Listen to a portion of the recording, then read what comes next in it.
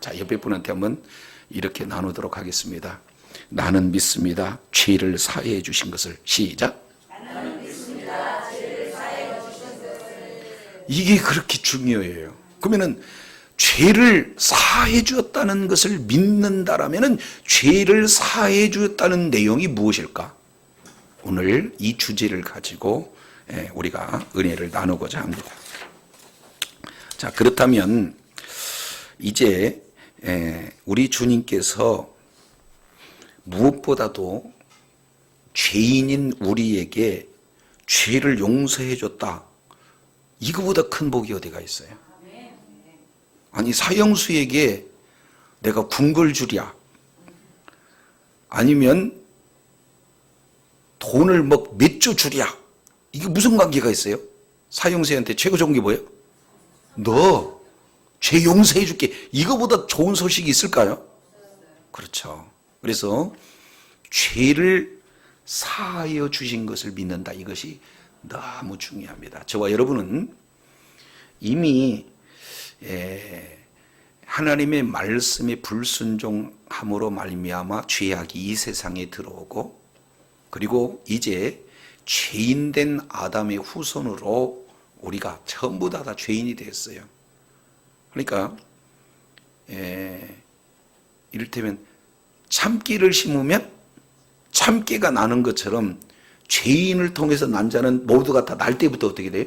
죄인이. 그러니까 죄인은 결국에 죄의 값을 이렇게 지불해야 할 수밖에 없는 그런 내용이죠. 근데 그 죄값이 뭐냐? 지옥의 형벌이에요. 따라서 지금 사형수가 당장에 이를테면 사형에 해당할 만한 죄를 용서 안 받으면 사형하고 전혀 관계없는 것처럼, 저도 여러분도 이 세상에서 지은 모든 죄악들, 이 내용 때문에 지옥이라는 영원한 형벌, 영원한 고통을 당할 수밖에 없는데, 그 죄 문제가 해결해진다라는 이 내용보다 더 큰 복이 없다, 그 말이죠. 그래서 우리 주님께서 우리들에게 죄 사함의 은혜를 줬다. 이것은 어떤 것보다도 비교할 수 없는 복 중의 복인 줄로 믿습니다. 그러면 질문합니다. 우리 과거의 죄는 용서함 받았지만 지금의 죄와 앞으로의 죄는 어떻게 될 것 같아요? 그렇죠. 모든 것 다 용서함을 받게 되는 거죠. 그래서 이미 죄는 이미 죄 사함을 얻었습니다. 지금도 얻고 있습니다. 앞으로도 반드시 죄 사함의 복을 얻을 줄로 믿습니다. 그러면은 이제 현재, 과거, 현재, 미래의 모든 죄를 다 이렇게 용서함을 받을 수 있어요. 그렇다면 죄 용서한다라는 죄 사함의 용어가 어떤 건지를 우리가 알아야 되는 거죠. 죄 사함. 저도 여러분도 과거, 현재, 미래의 모든 죄를 용서함 받았다. 근데 그 용서함 받았다는 것은 우리가 알 수 있고 고백하는데, 그렇다면 구체적인 내용이 뭘 것인가? 그죠? 이런 부분들을 우리가 성경을 통해서 살펴볼 수가 있습니다. 자, 이 내용을 히브리서 보겠습니다. 먼저 히브리서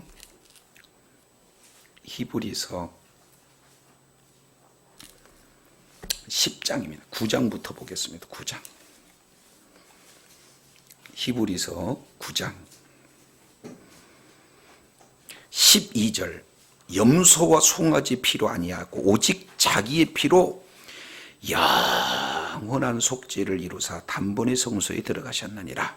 암소와 황소의 피와 그리고 암송아지 죄로 부정한 자에게 뿌려 그 육체를 정결을 하게 하여 거룩하게 하물며 영원하신 성령으로 말미암아 흠없는 자기를 하나님께 드린 그리스도의 피가 어찌 너희 양심으로 죽은 행실에서 깨끗하게 하고 살아계신 하나님을 섬기지 못하게 하겠느냐. 그러면 구약의 제물들을 통해서 용서함 받는 것은 일시적 그리고 부분적인 사함의 내용이 되는데, 영원하신 바로 하나님이신 예수님이 제물되어서 우리의 죄와 허물을 위해서 십자가에 죽으셨기 때문에 우리가 죄사함 받는 것은 무슨 죄사함을 받아요? 영원한 죄사함. 다른 말로 영원히 완전한 속죄가 이루어지게 된 줄로 믿습니다. 그러면 이 내용을 우리 주님은 이렇게 표현해요. 자, 12절. 오직 히브리서 10장 12절. 오직 그리스도는 죄를 위하여 한 영원한 제사를 드리셨다. 14절. 그가 한 제물로 거룩하게 된 자를 영원히 온전케 하셨다. 이 내용을 성령님이 친히 우리들에게 증거를 하셔요. 그래서 성령이 거짓말하면 안 되는 거잖아요. 근데 성령님께서 증거하시는 내용이 뭐냐면 주께서 이르시되 그날 후로는 저희들에게 세울 언약이 이것이라 하시고 내 법을 저희 마음에 두고 저희 생각에 기록하신 후에 17절 우리 다 같이 읽을까요? 시작.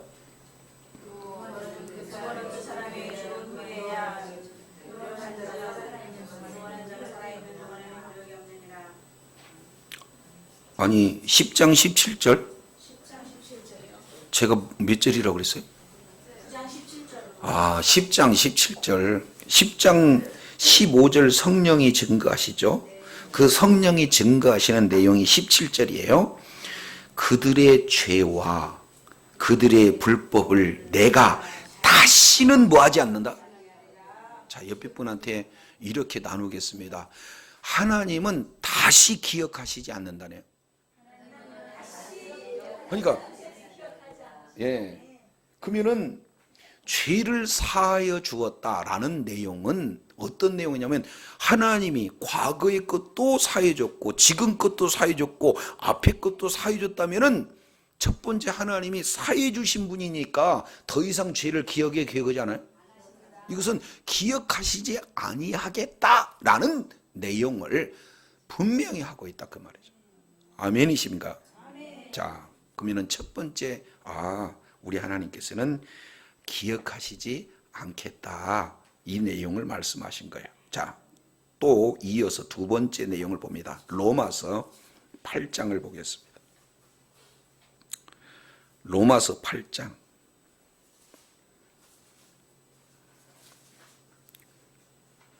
로마서 8장.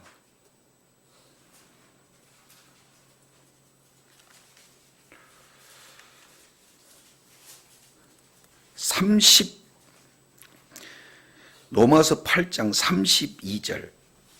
자기 아들을 아끼지 아니하시고 우리 모든 사람을 위하여 내어주신 이가 어찌 그 아들과 함께 모든 것을 우리에게 은사로 주지 않겠느냐. 33절 다 같이 시작.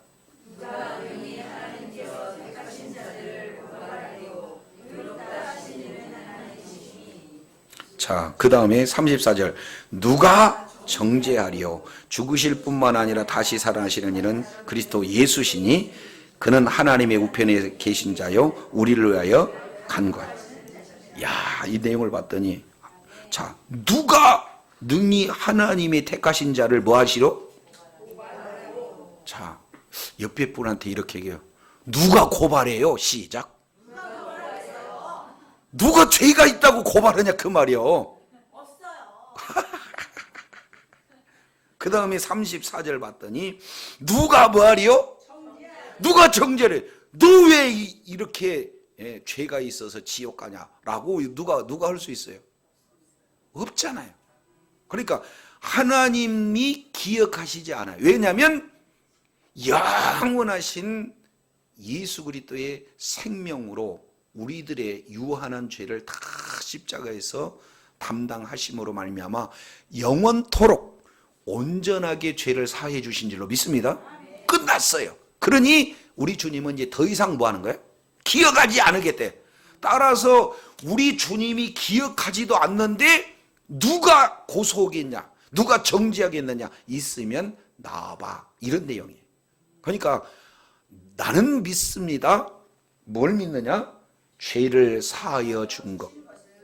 그러면은 이거에 대한 확실한 믿는 믿음의 고백이 저와 여러분에게 있어야 되고 고백대로 믿고 살아야 할 뿐만 아니라 이 믿음이 저와 여러분에게 있는 이 내용을 또 증언하는 그런 증인의 삶을 살아야 되는 줄로 믿습니다.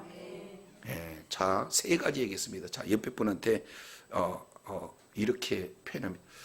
내가 어떻게 얘기하냐면 하나님은 기억도 아니하시고 어떤 누구도 고소도 정죄도 할 수 없대요. 시작.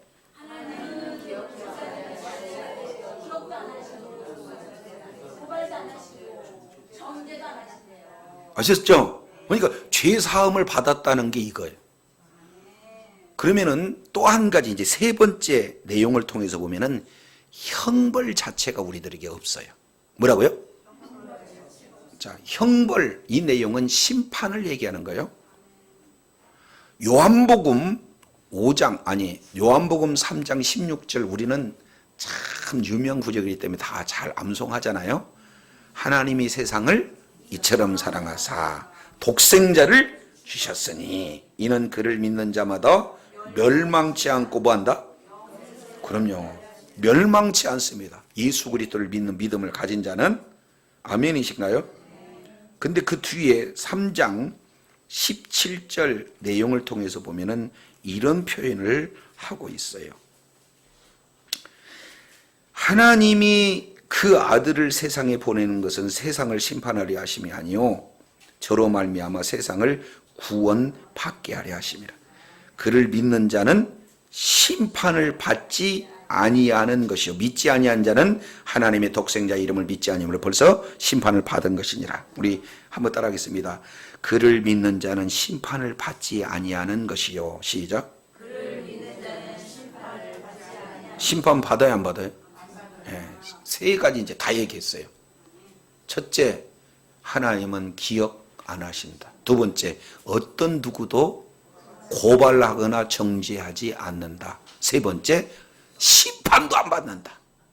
그러면은 죄 사함을 받았다는 그 뜻은 최소한 이 세 가지 내용에 대한 확신, 그거에 대한 고백, 그리고 고백된 대로 우리가 살고 그것을 삶 속에 적용할 뿐만 아니라 증인의 삶을 사는 이런 어떤 내용들이 되어지는 거예요. 따라서 이제 우리들의 과거, 현재, 미래의 모든 죄를 우리 주님이 완전히 용서하셨고 그리고 기억도 안 하시고 정죄받을 이유도 없고 그리고 완전한 이제 속죄가 이루어졌기 때문에 형벌 또한 없다. 이것이 우리들의 고백이 돼야 될 줄로 믿습니다. 자, 그렇다면 여기까지는 지금 제가 설명하니까 받아들일 수 있는 지식이다 그 말이죠. 성경이 말씀하시니까 받아들일 수 있는 진리란 말이죠. 근데 그 내용이 내게 생명이 되기 위해서는 전제가 있어야 돼요. 그 전제의 내용은 어떤 거냐? 죄에 대한 인식이에요. 뭐라고요? 자, 이렇게 한번 해보겠습니다. 우리 자녀가 이를테면 큰 잘못을 해가지고 오는데 제가 와가지고 내가 너 다 용서해 줬다. 과거에 죄 그거 갖고 신경 쓰지 마라. 지금도 용서했다. 앞으로도 용서할 거다. 이렇게 얘기를 한다면 그게 과연 바른 용서일까? 아니면 와봐라. 네가 뭔 잘못한지 아니? 그러면은 아니 너 잘못한 거 없어요. 그러면은 용서를 해주는 겁니까? 한 번만 용서해 주세요. 잘못했어요. 제가 당연히 맞을 이를테면은 짓을 했어요. 이렇게 자기가 지은 죄에 대한 분명한 인식과 죄를 지으면 어떠한 이를테면 심판이 따른다. 그런 정확한 내용을 알고 죄를 용서해 달라는 것. 이 내용을 본다면 죄에 대한 인식과 그에 따른 용서를 구하는 자에게 이런 하나님은 기억도 않는다. 그리고 정죄도 고소도 이렇게 받을 그런 어떤 내용이 아니다. 형벌도 없다. 이렇게 한 건가요? 아니 너무 기니까 나도 모르겠나. 그러니까 저와 여러분은 전제 조건이 뭐가 있어야 돼요? 가끔씩 어떤 분들은 이걸 악용을 해가지고 성경은 용서라고 그랬잖아요. 그러니까 용서해달라고 부탁하는 것도 아니고 뭐예요? 당연시하고 협박을 해. 자, 이건 분명히 하자고요. 어떻게 해야 되냐면 용서를 내가 뭐 때문에 죄를 져서 그 죄인에게 왜 용서가 필요한지 아는 자에게 용서가 되는 거다 그 말이야. 너무 어렵게 설명했나요? 그죠? 죄에 대한 옆에 분한테 이렇게 하시죠. 오늘 하여튼 밥 맛있게 했으니까 막 자꾸 말 시키는데 죄 인식한 사람한테 용서가 적용이 됩니다. 시작. 그래서 저도 저희 아이들 이렇게 훈육할 때 무조건 왔고 너 이렇게 잘못했으니까 세대봤자 이렇게 안 해요. 네가 네 죄를 알렸다? 모르잖아요. 그러면은 다 옛날 거 다 끄집어내 이렇게. 내가 옛날에 이랬을 때 너 이렇게 했고 이것이 한 번이 아니고 두 번, 세 번 경고했지. 그런데도 이번에 안 됐지. 그래서 저만 그런 줄 알았더니 모든 부모는 숫자를 잘 세요. 그래서 한 번, 두 번, 세 번, 네 번 그런 고로도 맞아야 되는 거 아니야? 이렇게 하면 또 억울하니까 어떻게 해요? 아니라고 대변을 하고. 그래서 결국에는 맞아요. 제가 잘못했어요. 그러면은 사실은 잘못한 자에게 뻔히 잘못했는지 아는데 그냥 혼내는 부모가 어디가 있겠어요? 정상적이라면. 그잖아요. 때리는 게 목적이에요? 돌이키는 게 목적이에요? 그렇죠. 그래서 우리가 왜 죄를 지었고 그리고 그 죄에 대한 내용이 얼마나 엄청난 결과를 나타내는가 이것을 충분히 인식하면 그 자에게 우리 주님은 그렇잖아도 우리가 그 죄값을 감당하지 못하기에 하나님이신데도 불구하고 인간의 모습을 잃고 와서 우리 인간들로서 지을 수밖에 없는 모든 죄와 허물을 다 십자가에서 담당하시고 다른 조건 없이 오직 예수님을 믿는 믿음을 가지면 이 모든 죄 문제를 해결해 주시고자 하는 분이 우리 주님이신 줄로 믿습니다. 그래서 저와 여러분에게 가장 먼저 본질적으로 돼야 되는 게 죄에 대한 인식이에요. 얼마나 죄가 무서운 거고 그 죄의 결과가 얼마나 무서운 건지 이런 부분들에 대한 내용이 저와 여러분에게 꼭 필요한 줄로 믿습니다. 자, 그러면 두 번째 내용이에요. 막 첫째, 둘째가 너무 많이 나와서 지금 혼돈되면 안 돼요.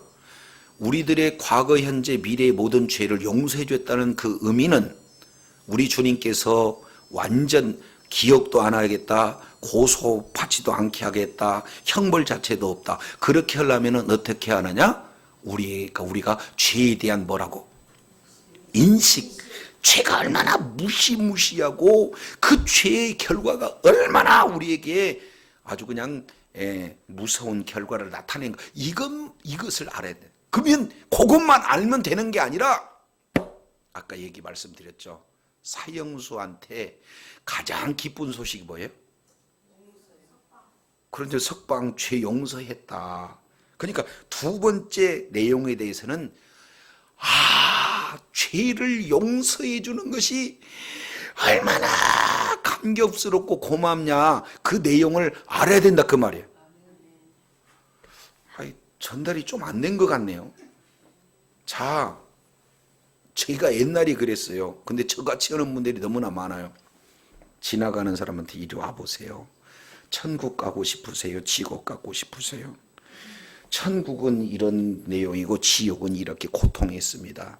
그래서 이 모든 죄를 예수님이 담당하셨으니까 예수님을 믿으면 천국 가요. 그래서 기도할지 모르니까 나 따라서 해보세요. 이렇게 해가지고 따라서 하시라니까 이렇게 해가지고 겨우 설득해가지고 예수 믿으세요.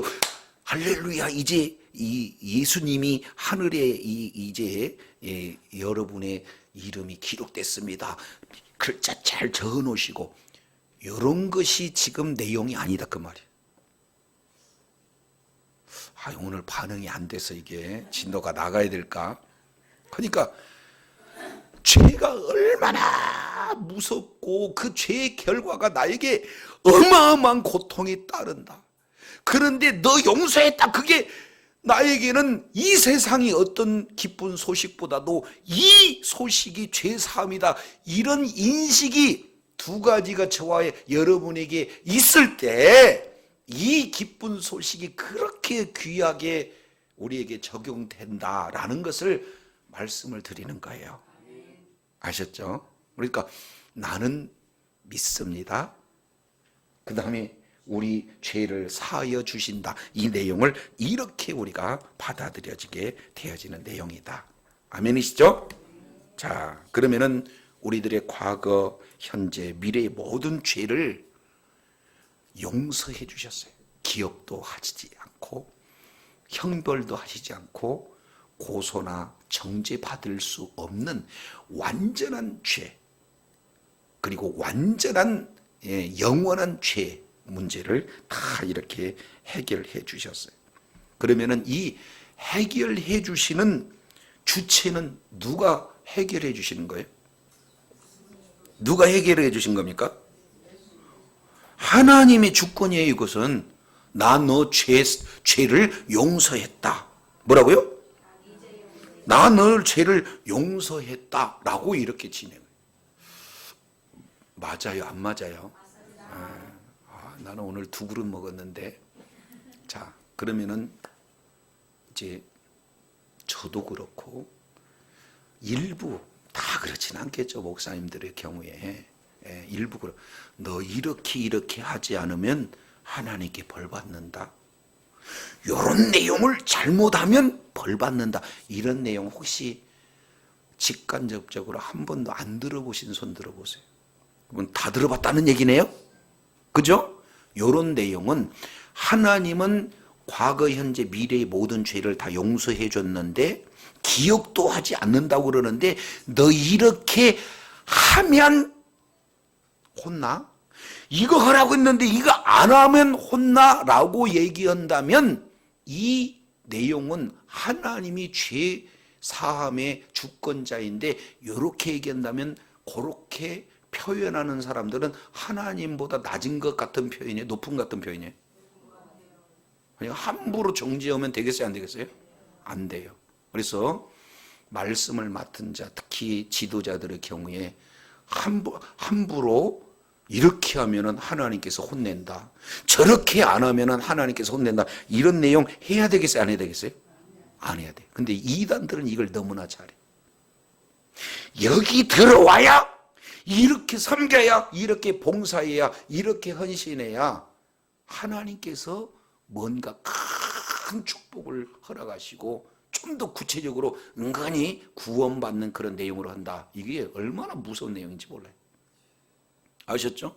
그러니까 예수님의 십자가의 그 은혜로 말미암아 우리가 죄 사함을 받았다는 게 얼마나 축복인지 몰라요. 아멘이시죠? 예, 두 번째 또 한 부류가 있어요. 자, 요게 어떤 부류냐면 지금 부산에 가보면은 예수 피파가 있어요. 무슨 피파? 혹시 여러분 주변에 뭔만 해도 예수피, 예수피, 요렇게 막 피, 요렇게 강조한 분들 들어본 적 있나요? 안 들어봤대요. 아, 그러면 괜찮은 분들이. 전화를 했는데 악한 것들이 전화기를 타고 오니까 예수피, 예수피, 예수피 이렇게 하는 사람들이 있어. 그 교회에 섬겼던 목사님은 걸음걸이도 점잖하게 걸다가 갑자기 오면서 거기서 무릎을 탁 꿇으면서 주여, 내가 오다가 방금 생각했는데 누구를 미워하는 마음이 생겨버렸습니다. 죄여 용서하여 주시옵소서. 이렇게 얘기하면 다른 사람이 봤을 때 얼마나 경건해? 맞죠? 그러면은 지금도 과거도 가끔씩 생각나는 이런 모든 죄악에 대해서 하나 생각날 때마다 생각하는 내용마다 회개하려고 이렇게 진행하는 내용도 돌봐줘야 할 대상이다 그 말이에요. 아셨죠? 우리 주님은 영원히 완전하게 죄를 용서해 준 줄로 믿습니다. 기억도 안 하십니다. 근데 본인이 와갖고 막 이렇게 얘기하는 건 개인 경건은 좋은 것 같으나 따지고 보면은 예수님이 십자가에서 죽으셨다는 사실을 안 믿는 건 아니겠지만 약화하는 그런 내용이 되어지는 거고, 또 한 부류는 구원파. 가다가 보면은 버스에 성경쌤이나 박아무개 이렇게 써 있는 거 봤어요, 안 봤어요?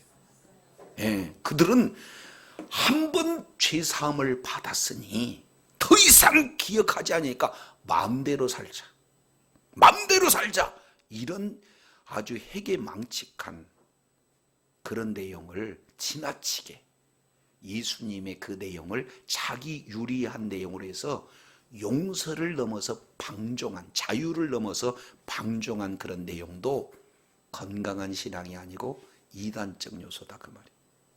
아셨습니까?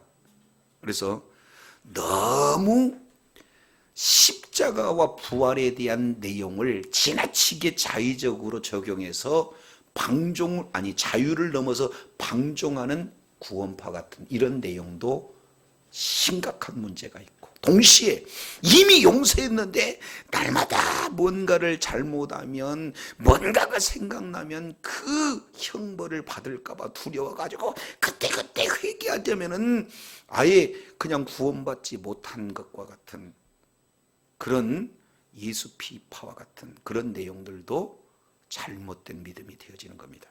그래서 두 가지 내용을 우리는 어떻게 해야 돼요? 같이 간직해야 돼.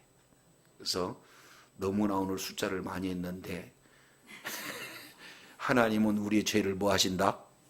기억하지 않는다. 두 번째, 고발하지 않게 하신다. 세 번째, 정죄하지 않는다. 그 다음에 정죄 고발 똑같은 내용이에요. 세 번째, 심판하지 않는다. 그러기 위해서는 죄의 무엇을 알자? 심각한 인식. 두 번째, 사죄에 대한 그 감격, 기쁜 소식, 이런 내용이 주어진 자에게 과거, 현재, 미래에 대한 모든 죄사함이 영원히 온전하게 진행이 되어진다 하는 부분들을 말씀을 하고 있습니다. 자, 그렇다면 하나님께서는 이런 죄사함에 근거가 있을 거 아니에요. 무조건 하나님이 죄사함했다 이렇게 할 수는 없잖아요. 그러면 이러한 근거를 어디서 찾아야 될 것인가? 어디서 찾아야 될 것인가? 이런 부분들을 성경에서 우리가 살펴볼 필요가 있잖아요. 그래서 성경 전체니까 그 중에 몇 군데만 찾아보겠습니다. 자, 미가서, 구약성경 미가서, 요나서 다음에 미가서가 있어요. 미가서 맨 끝에 이렇게 표현합니다. 18장. 자, 이것을 우리 한번 읽어볼까요? 주와 같은 신이 어디 있으리까? 주께서는 죄악을 뭐하니? 아니, 18절 시작. 주와 같은 신이 어디 있으리까? 그 다음에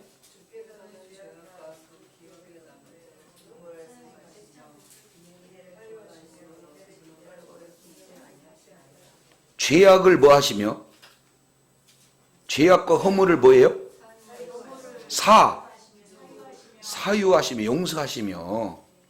그리고 19절, 요걸 아예 식청각으로 우리들에게 가르쳐줘요. 다시 우리를 긍휼히 불쌍히 여기기 위해서 우리의 죄악을 뭐예요? 자, 옆에다가 발로 밟아버려. 발로 밟아버려. 우리들의 모든 죄를 했다가 그 다음에 깊은 바다에 던진다는 것은 아직까지 안 나온다는 거예요. 이해가 되시죠? 이것은 메시아의 그런 죄사함에 대한 내용을 예언하고 있습니다. 그래서 죄에 대한 부분. 자, 그러면은 우리 예수님이 우리의 죄를 사해 주시는 것, 용서해 주시는 것을 두 가지로 표현했어요. 하나는 죄악을 밟았다. 또 하나는 죄를 바다에 던졌다. 요거 머릿속에 기억하시고, 두 번째 어디를 보시냐면은 시편 103편을 보겠습니다.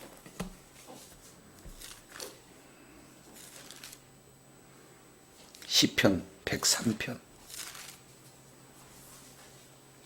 1절 내 영혼아 여호와를 송축하라. 내 속에 있는 것들아 다 여호와를 송축하라. 그러니까 우리는 하나님을 뭐 한다는 거예요? 송축하라. 뭐 하라? 송축하라. 송축하라. 자, 옆에 분한테 송축하래요. 시작. 103편 보면은 송축하라는 단어를 7번 씁니다. 그래서 시작도 송축하라, 송축하라 2번 돼 있죠. 그리고 22절 마지막 너희는 여호와를 송축하라. 내 영혼아 여호와를 송축하라. 그래서 송축하라로 시작해서 송축하라로 마무리를 쳐요. 그러면은 안에 있는 모든 내용은 무슨 내용이에요? 송축해야만 하는 내용이에요. 그러면 우리가 뭘로 송축하느냐? 내 영혼도 송축하고 내 속에 있는 모든 것들도 다 여호와를 송축해야 돼요. 자, 영원한 여호와를 송축하며 그 모든 뭐를 잊지 말라? 은택을 잊지 말라. 이게 너무 좋잖아요. 그러니까 은혜와 은총에 대한 내용을 같이 포함되는 그런 어떤 단어입니다. 그러면은 왜 송축하라 송축하라 그랬더니 한마디로 송축해야 할 이유는 은택을 입었기 때문에 송축해야 돼. 그러면 그 은택이 무엇인가 봤더니 3절 시작.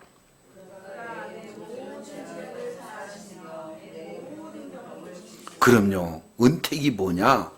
모든 죄를 사하시며 모든 질병을 고쳤어요. 그러니까 모든 죄라는 것은 어떤 죄, 이런 모든 죄, 과거의 죄, 현재의 죄, 이거 가릴 것 없이 모든 죄를 다 용서하셔야 돼요. 그리고 모든 병도 다 고치신 거예요. 그러면 여기 병이라는 것은 죄악에 따른 결과, 이것도 다 형벌도 우리 주님께서 없애버린 거예요. 그리고 우리의 생명을 파멸해서 구속하시고 인자와 긍휼로 관을 시키시고 좋은 것으로 내 소원을 만족해서 내 청춘으로 독수리같이 새롭게 하시고, 아니 요 정도 죄악, 질병, 생명, 긍휼, 좋은 것, 청춘 요런 내용이면은 어떻게 괜찮은 것 같아요? 그리고 여호와께서 의로운 길로 행하시며, 그래서 약 7가지의 핵심 내용을 쫙 기록해 놨어요. 이런 내용을 다 공급받았다. 그러면은 이 은택을 우리가 안다. 그러면 어떻게 되는 거예요? 우리 여호와를 송축할 수밖에 없습니다. 자, 그런데 왜 그러냐면요. 자, 왜 그러냐면 이거 다 하기가 그런데, 자 7절 그 행위를 모세에게 그 행사를 이스라엘에게 알리셨어요. 다 저와 여러분에게 알린 겁니다. 여호와는 자비로우시며 여호와는 은혜로우시며 노하기를 더디하시며 인자하심이 풍부하시며 항상 경책하지도 노를 영원히 품지도 아니하시고 우리 죄를 따라 처지하지도 않고 우리의 죄악을 따라 갚지도 아니하시네. 왜 그랬까요? 11절 이는 하늘이 땅에서 높음 같이 그를 경외하는 자에게 뭐라? 그러면 왜 그런가? 이제 12절 요거를 하려고 그러는 거예요. 시작.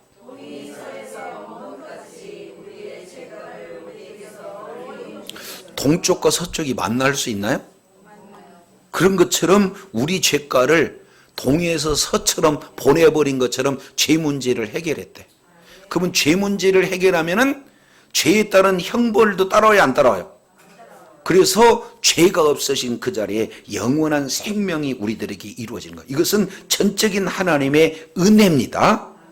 그래서 우리의 소원을 만족하게 하고 날마다 저와 여러분을 새롭게 하는 것이 바로 가장 근원적인 내용이 죄 사함의 내용인 줄로 믿습니다. 아멘이시죠? 그러면 이런 내용을 이제 구약 2군데만 찾았어요. 미가서하고 시편하고 찾았더니 3가지만 우리 속에 기억합시다.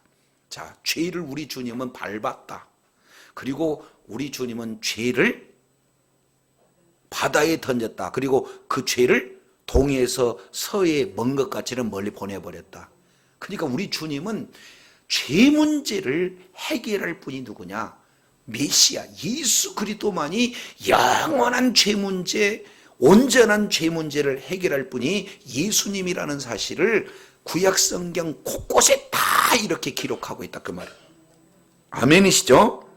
그래서 구약에는 동물로 제사를 해서 죄 문제를 일시적으로 부분적으로 용서하는 그림자로 성전에서 제물을 이렇게 드림으로 말미암아 수천 년에 걸쳐서 이것을 하나의 눈으로 보여줬지만 그거 가지고는 완전하고 영원한 그런 죄 사함이 안 되기에 영원하신 완전하신 흠도 없으신 예수님이 이 땅에 오셔서 우리들의 영원한 죄와 완전한 죄 문제를 해결해서 십자가에서 죽으신 분이 바로 예수님인 줄로 믿습니다. 그러니까 예수님은 우리들의 죄 사함의 가장 근원적인 문제구나. 그래서 하나님은 예수 그리스도를 이제 완전히 우리들에게 주심으로 말미암아 어떻게 돼요? 이제 우리를 죄 사함을 할 수밖에 없는 유일한 근거는 다른 게 있는 게 아니라 오직 십자가에 그 모든 것이 다 이렇게 적용된 줄로 믿습니다. 그래서 예수님이 십자가에 죽으셨다는 것은 그 자체가 우리를 영원히 죄 사함을 이렇게 주실 수 있는 유일한 근거예요. 자, 다시 주무신 분 한 분도 없지만 옆에 분한테 이렇게 나누겠습니다. 죄 사함의 근거는 십자가네요. 시작. 죄 사함의 근거는 십자가네요. 그죠? 그러니까 구약은 전체가 다 지금 십자가에 대한 내용을 이렇게 말씀을 하고 있다. 그러면은 한 군데만 찾아보. 십자가에 대한 구체적인 내용 한 군데만 찾습니다. 자, 이것은 여러 번 강조했지만 구약 속에 신약이 있고 그 신약 중에서도 복음의 내용이 들어가 있는 것이 이사야서 53장입니다. 그 이사야서 52장 13절부터 이사야서 53장 12절까지 이 내용은 총 15개 이제 절로 구성이 되어 있는데 그 가장 중심이 세 구절. 그래서 4절, 5절, 6절 내용을 통해서 보면은 이제 여기에 십자가에 대한 내용을 우리 주님께서 이렇게 말씀을 해놓고 계셔요. 그 내용이 뭐냐? 이사야서 53장 4절, 5절, 6절 내용을 보면은 그는 실로 우리의 질고를 지고 우리의 뭘 담당했거든? 자, 한 손에 질고 한 손에 슬픔. 시작. 질고 슬픔. 시작. 질고 슬픔. 그러면은 여기서 질고 그리고 여기서는 질고는 지고 슬픔은 뭐 했어요? 그러니까 요게 십자가의 전체 내용이에요. 질고는 지고 슬픔은 뭐 했어요? 당하였건. 그러니까 이 질고라는 것은 본질적인 죄, 슬픔은 본질적인 죄에 따른 그 나타나는 죄악들, 이런 내용들을 지고 우리 주님이 친히 담당을 하셨다 하는 것을 우리가 살펴볼 수가 있습니다. 그래서 우리는 생각하기를 그런 징벌을 받아 하나님께 받으며 고난을 당한다. 예수님은 우리를 위해서 질고 우리를 위해서 슬픔을 다 담당을 했는데 그 내용을 이렇게 표현합니다. 5절 그가 찔림은 우리의 허물을 인하며 그가 상함은 우리의 죄악을 인함이라. 그가 징계를 받음으로 우리가 평화를 누리고 그가 채찍이 맞음으로 우리가 나음을 입었도다. 요거 우리 이제 자녀들도 교육하는데 방법은 지식전자는 탁월한데 마음의 상처는 가장 많이 남는 내용이 뭐냐면 비교. 그잖아요. 전달은 잘 되는데 이게 근데 지금 우리 주님은 요거 전달 방법이에요. 자, 이렇게 그가 우리가 시작. 그가 우리가 그러면은 그는 예수님이에요. 그러면은 여기에 5절만 우리 한번 그가 찔림은 제가 이렇게 하면은 여러분들은 우리의 허물을 인하며 이렇게 한번 나누어서 읽겠습니다. 그러면은 이걸 직접 비교를 해서 예수님이 우리를 위해서 어떻게 십자가에서 사역을 진행하는가 하는 내용을 말씀합니다. 자, 1번 그가 찔림은 그가 상함은 그가 징계를 받음으로 그가 채찍에 맞음으로.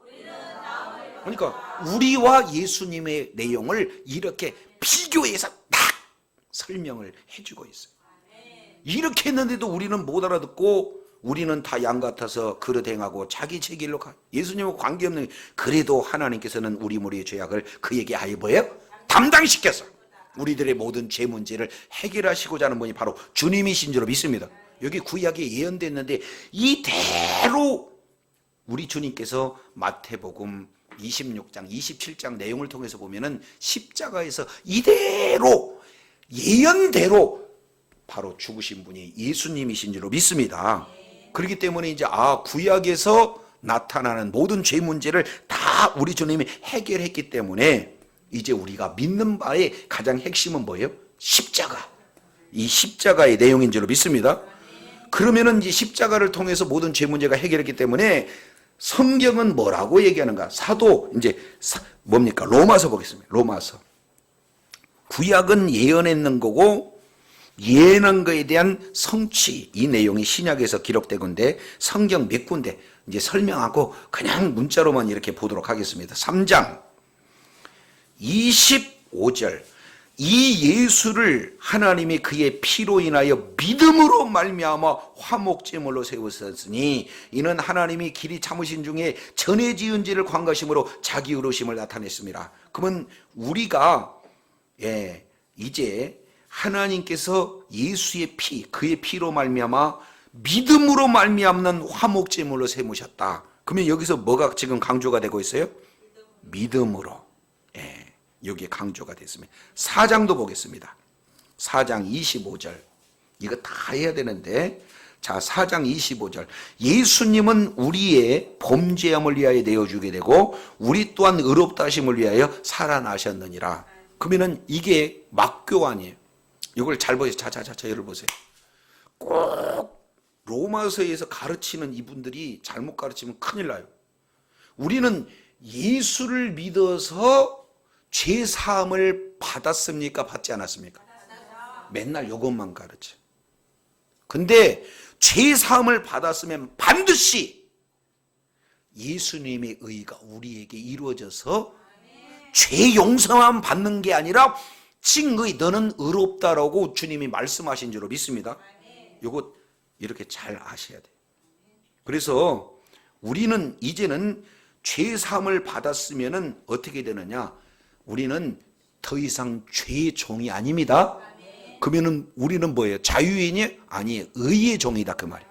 의의 종은 다른 말로 자유의자가 스스로 의의 종이 되는 거예요. 지금까지는 죄에 묶였다면 앞으로는 뭐예요? 의 가운데 있어야 돼요. 그러니까 예수 믿고 구원받았다 이걸로만 끝나면 안 되고, 그러면 이 내용이 어떤 수준이냐면은 아이를 10달 동안 이렇게 잉태하고 있다가 출생하면 끝난 거예요. 출생하고 난 다음에 젖도 주고, 밥도 주고 성장하게 잘 이끌어야 돼요. 그게 더 중요하잖아요. 그러니까 죄 사함은 전적인 하나님의 은혜고 우리는 예수 그리스도의 의가 저와 여러분을 통해서 드러나는데 더 믿음으로, 더 열심으로 이렇게 진행해야 된다 그 말이에요. 세 번째. 오늘 왜 이렇게 번호가 자꾸 헷갈려? 자, 5장 8절 보겠습니다. 5장 8절. 5장 6절도 보겠습니다. 우리가 아직 연약할 때. 그리고 5장 8절. 우리가 아직 죄인 되었을 때. 5장 10절. 우리가 아직 원수 되었을 때. 이렇게 표현하죠. 그런데 이러한 연약하고 아직 죄인 되었고 그리고 원수 되었는데도 불구하고 우리를 구원해 주셨는데 이 구원은 어떤 내용이냐? 우리의 예수 그리스도를 믿는 믿음으로 이런 구원이 저와 여러분에게 임한 줄로 믿습니다. 자, 이제 갈라디아서 보겠습니다. 갈라디아서.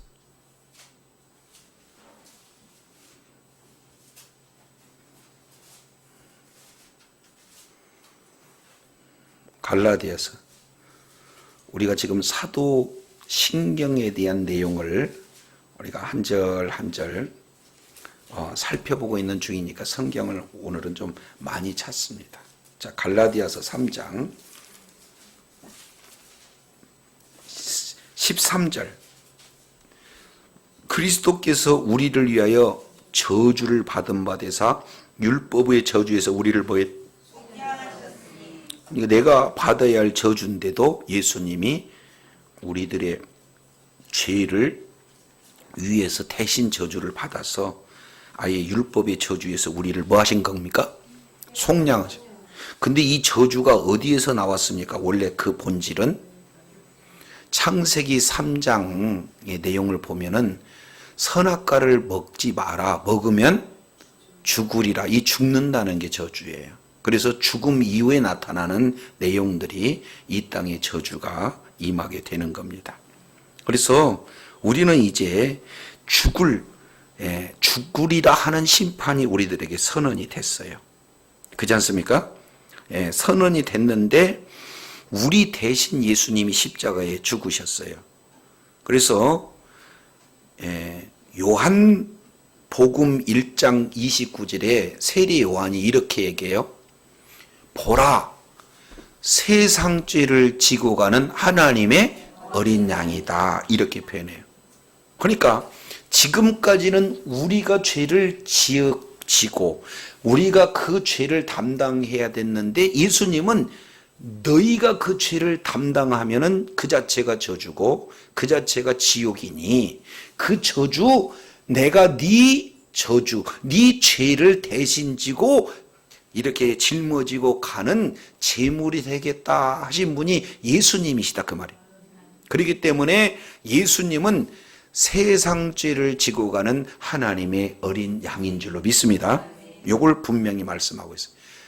이것도 다 설명하려면 또 힘든데 레위기서 16장에 보면은 그 유명한 속죄제에 대한 내용이 나와요.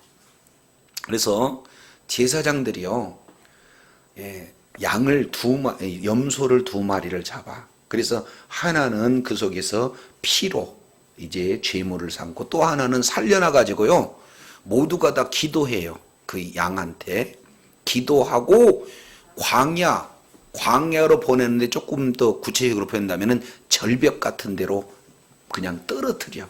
그러면은 그 염소가 아사셀 염소라고 그러는데 그 염소가 그냥 광야에서 이렇게 헤매고 절벽에서 떨어지고 가시에 찍히고 짐승에게 찍혀 죽이는 그렇게 하는 그런 내용인데 결국에는요, 우리들의 모든 죄 문제를 해결하고 죽으시는 예수 그리스도의 십자가를 그리는 내용이 아사셀 염소에 대한 내용입니다. 요건 나중에 조금 더 특별히 이렇게 시간을 내서 말씀을 드리겠습니다. 그러면은 이런 내용으로 본다면 구약의 제물들은 신약의 예수 그리스도를 지금 예표하는 거고, 구약의 제물을 통해서 제물이 제사를 통해서 죄 사함을 얻게 하는 것과 똑같이 예수님의 십자가에서 모든 인류의 죄 문제를 다 해결해 주시는 것이 바로 이제 하나님께서 우리를 죄 용서, 나 너 기억하지 않는다, 나 너에게 형벌을 가하지 않는다, 누구에게도 고소받거나 정죄받을 그런 내용이 아니다라는 그 근거는 다른 데 있는 게 아니라 오직 십자가에서 그 근거가 이루어지게 되는 건 줄로 믿습니다. 구약에서 예언하고 신약에서 다 이뤄놓으신 그런 어떤 내용이에요. 자, 그런데 이제 두 가지 아까 봐, 죄 문제만 해결은 된다는 거예요. 의까지 우리가 가져야 된다는 거예요. 그래서 예수님께서는 그의 십자가를 지시고 우리들의 죄 문제만 해결한 게 아니라 예수님의 그 삶 전체에서 어떻게 하면 하나님의 말씀을 순종하고 죽기까지 순종하고 그런 어떤 내용을 의롭게 사시는 겁니다. 그러니까 의의 전형적인 모델이 누구예요? 딱 한 분? 예수님이에요. 그래서 이제는 그 의를 우리들에게 주는 거예요. 따라서 죄성을 받는 그 자는 그 분이 주시고자 하는 의가 우리에게 그대로 드러나게 이렇게 기대하시는 거예요. 우리들에게. 이게 표현이 이렇게 적절할지는 모르겠는데요. 이를테면 죄로 말미암아 사형 선고를 이렇게 당해서 거의 죽음 직전에 특별한 은혜로 그 사람을 이렇게 살려주신 이를테면은 대통령이 있다고 봐봐. 대통령만이 사형수를 이렇게 뭐 하는 거예요? 사면할 수 있는 내용이잖아요. 근데 갑자기 대통령이 와가지고 너 사면 이렇게 진행했으면 이 사람은 죽을 목숨인데 사면 받으면 얼마나 좋아요. 근데 이 고마움이 누구에게 있을까요? 그 사면해준 근데 그 대통령이 이렇게 얘기해요. 나 아이스크림 하나 먹고 싶다. 그러면은 이 목숨을 살려준 이분은 돈이 없어서 설령 못 사줄 형편이 된다 할지라도 어떻게 해요? 막 사주고 싶은 마음은 든다 안 든다. 그걸 어떻게든지 그 사람 말을 그대로 순종하고자 하는 내용을 여기서 표현하는 의다 그 말이에요. 진짜로 나 같은 사형수를 그 죄에 따른 형벌이 어마어마하게 크고 그런데도 불구하고 아무런 값 없이 그저 예수님이 나 대신 십자가에 죽으셔서 이 죄사함이 얼마나 나에게 큰 기쁜 소식인지 이렇게 알고 있는 죄라면 예수님이 이거 해라 라고 말씀하면 아멘이 되겠어요? 저 힘들어요 이렇게 얘기 되겠어요? 이해가 되죠? 요걸 의라고 그래. 그래서 자, 한 손에는 죄사함, 또 안에는 예수 그리스도의 의. 아셨죠? 요 두 개를 잡아야 된다 그 말이죠. 요걸 꼭 따진다면은 구원받은 자는 구원받은 자의 삶을 사는데 그 기준이 말씀에 대한 순종인 줄로 믿습니다. 자, 그러면은 이제 너무 크게 두 가지를 이렇게 살펴봤습니다. 예, 하나 내용은 용서라는 것이 뭔지, 두 번째 그 용서의 근거가 뭔지. 그렇다면 세 번째 내용을 통해서 본다면은 그러면은 우리가 죄 사함을 받았다고 하면은 그 죄 사함 받은 자의 삶이 무엇인지를 알아야 될 거 아니에요. 아셨죠? 오늘 지금 잘 들리는 거죠? 제가 막 순서를 바꿔갖고 첫째, 둘째 이거 헌달지로 지금 다 들리는 거죠?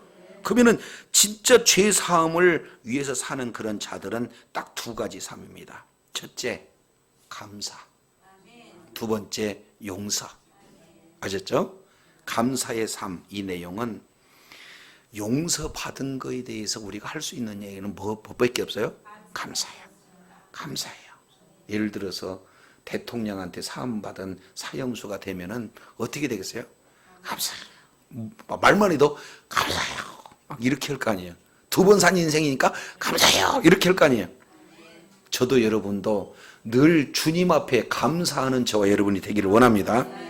예. 그래서 구체적으로 이제 감사해요. 그래서 이렇게 표현합니다. 데살로니가전서 5장 18절 내용을 보면 범사에 뭐 해라? 그래서 감사하라는 거예요. 자, 감사 저기 우리의 삶인 줄로 믿습니다. 근데 이 감사를 다른 말로 본다면은 축복이에요. 감사하고 축복은 같은 단어입니다.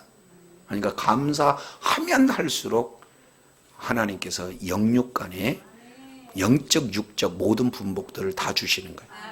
그러니까 무슨 상황이도 저와 여러분 뭐하자? 감사해요. 예. 두 번째 내용은 용서하는 삶입니다. 무슨 삶? 용서하는 삶. 아니 나도 용서함을 받았다면 다른 사람도 뭐 해야 되겠어요?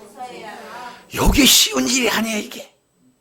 대부분은 나에 대한 용서는 다 인정합니다. 예수님이 우리들의 죄를 완전히 영원토록 과거 현재 미래의 죄에 대한 내용들을 용서했다는 사실을 안 믿는 사람 어디가 있어요?